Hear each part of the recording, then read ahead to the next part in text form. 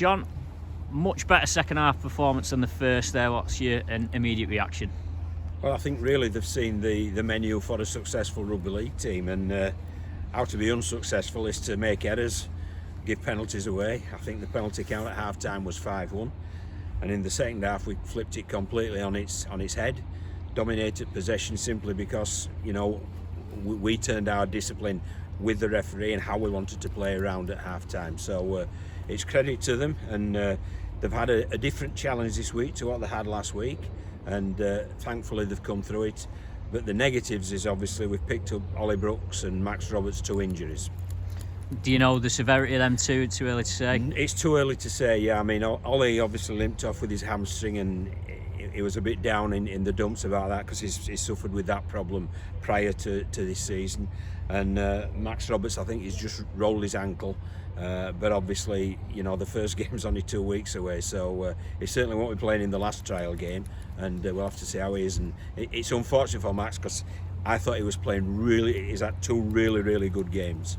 You mentioned Ollie Brooks there. He got the first try, and it was quite early on, I think, the first possession of the match. Do you think that maybe contributed a little bit to the complacency in the first half? I think that's a really good comment. I do, yes. I think they thought, we can strut about and not really put the work in. Well, it doesn't matter who you're playing rugby league, you've got to roll your sleeves up, you've got to work, and thankfully that lesson's been learned, so hopefully it will help us in our development going forward. At half time then, what did you say? Do you give a bit of the hairdryer treatment, John? Is that No, not really. No, it was a nice reasoned discussion, and we went through things one by one, but the stats told the story.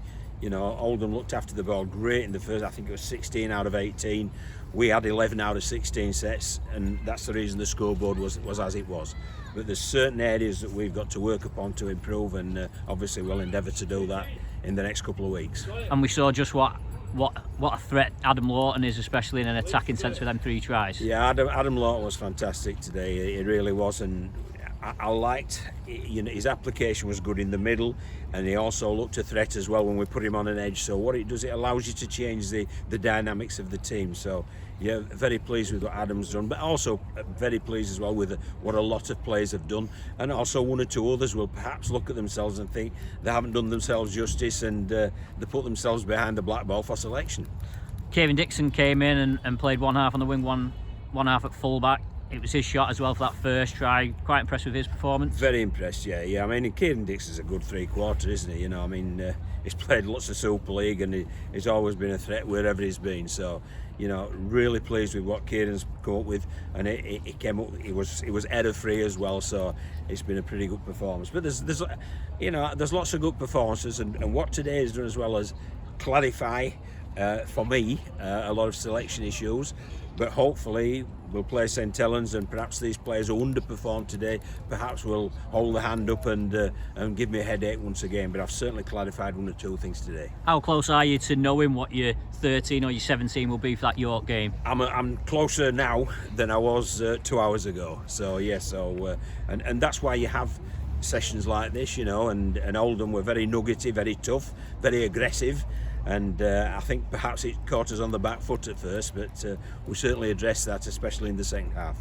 Yeah, I think probably as a game it was probably quite a good hit out for both teams, yes, the way that it went in the end. Yes, I would agree with you. How do you go now to this game against St Helens on Friday, which of course presents a different challenge? It does, yeah, because you know it's a step up, isn't it? There's no doubt about that, and they're preparing for going over to Australia and playing in the World Club Championship, and they've got a warm-up against St George, so we know full well that they're the quality. I mean, they've been the best team in the British game for the past 3 or 4 years, no doubt about that. So yeah, it'll be great to get out there and see how we go against them.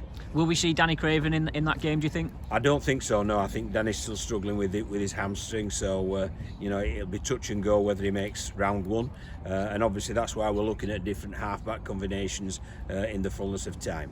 And just a final word, we talked last week about the selection headaches, but we also talked about the goal kicking. I know in a friendly the scoreline doesn't necessarily matter, but having a 100% record with the boot's always a positive. Yeah, well, I mean, I told them before the game, Kieran had the first half kicks, and Tom had the second half, and he told me beforehand he wasn't going to miss one, and there were 2 crackers, weren't there, that he kicked. So You know, you need goal kickers at 80%. If you're going to achieve, your goal kickers have got to be 80% plus. And thankfully, we look with what we've seen up to now as if we've got at least 3 kickers who can manage that. Will you tell them before a game who kicks the goals, or will you let it up to the players to decide? No, we'll make sure that it's identified so that there's clarity between the ears for the person who's taking him. Thanks, John. Pleasure.